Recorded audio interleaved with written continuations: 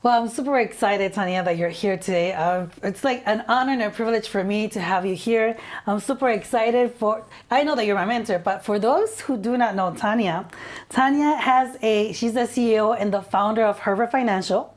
She has a master's degree on finances. She's actually a published author is also, and she has worked for several companies. She has experience in the industry. One of the things that caught really my attention and I really love was the fact they were mentored by Tom Hegna. That to me was like, oh my goodness, I have to work with her. What do I have to do? That's awesome. Claudia, thank you so much.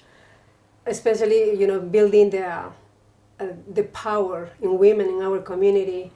And I'm happy also to support you in your endeavors. Yeah, 20 years in business, and it hasn't been easy. I work for big companies like Morgan Stanley, New York Life, Mass Mutual, Guardian. The pandemic hit. I thought I was on top of the world as a female Latina, running a big company, Fortune 100 company. Pandemic hit, and I was the first one to let it go, Claudia. Wow. So that's when I was doing a lot of tax planning, obviously, on these firms. And then I found myself during the pandemic an employee. And they gave me a severance package. So I said, do I want to go back to the corporate world, or do I want to do something for myself?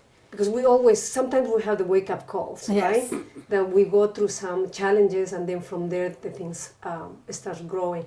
So I want to share with you, Claudia, a little bit how Herbert Financial started. So they let me go from this big firm, and then I opened my firm in my garage in January 2021, and then I incorporated my business on July 2021. So some great things happened there. They passed a law in California. That's why I love about California. One law can change the life of a business owner. So that year they passed a law. It was July 2021. We hit the first seven-figure income. Wow. I don't know if I was lucky, or was divine intervention by God, or it was just this law that they passed that helped us in our business. From there, we started scaling up. It just started growing exponentially to the point right now we have 25 employees. Wow. So 3 years now, so we're looking to expand more, opening more offices, and mainly to empower our community, empower the business owners. And I'm happy, obviously, to have you.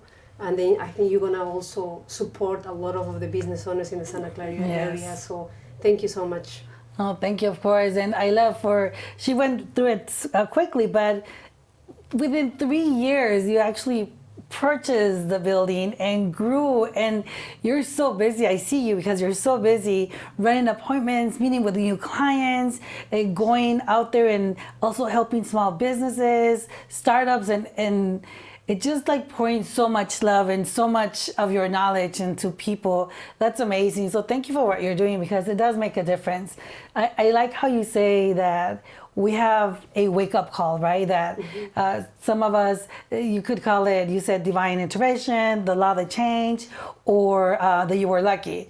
But I've seen you work, and my dad used to say, the more you work, the luckier you get. So that's right. Your dad was right. Oh, he's right. I know you were doing that so much. So you're doing that. How did you come with the book, Success Without Borders? How did that Yeah, so that was 8 years ago.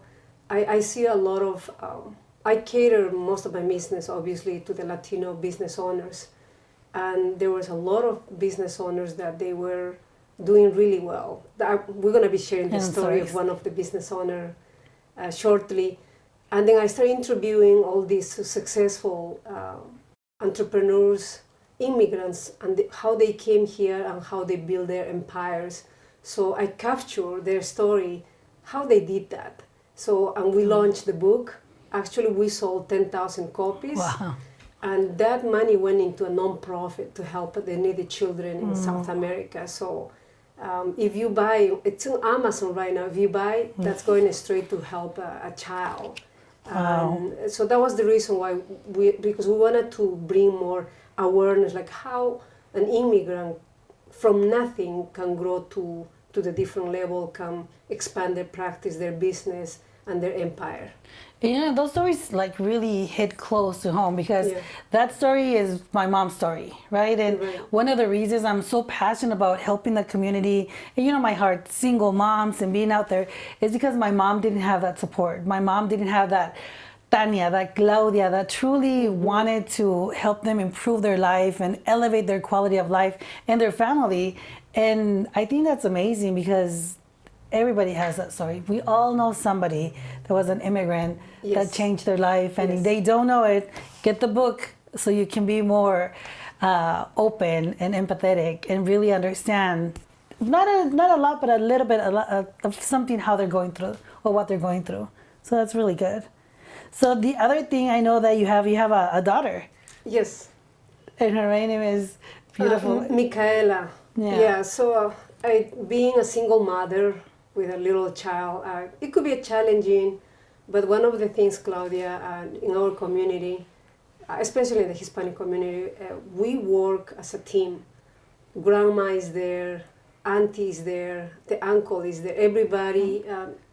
That's what I love about our culture, because we all support each other. It's like a tribe. If a mom is busy working, grandma step in and take care of the things that I was supposed to do for my child. So it's a synergy that I haven't seen in other cultures, with all the respect, but it's not easy, but I'm able to take care of this little child and help her and show her how to build businesses even at that little age.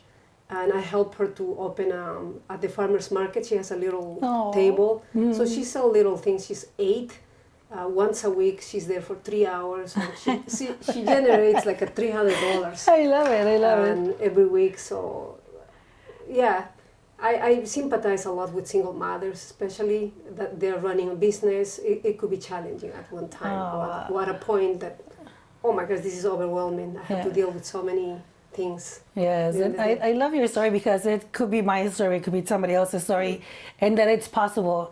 We're here sharing that you'll face challenges, but it doesn't mean that you can't overcome them, right? That you could be a single mom, but it's not the end of the world, because you have that tribe, that family that could come together and just step in when you're stepping out. Right? And some people would say, oh, well, that's so hard. How can you do that? But look at her, amazing, 8 years old, already with that goal, that mindset of, I can generate some revenue. Yes. I love that. I love that because we're touching, I tell people, when we touch one mom, we touch 5 generations. That's so correct. I love it. Thank you for what you're doing. I really Awesome. like it. So it was really nice to be able to connect with you on a personal level. So the next time I want to talk about business. Is that okay with you? Yes, let's do it. Oh, I love it. Let's do it. So we'll do the other one. We'll Perfect. continue. Okay. Perfect. Thank you.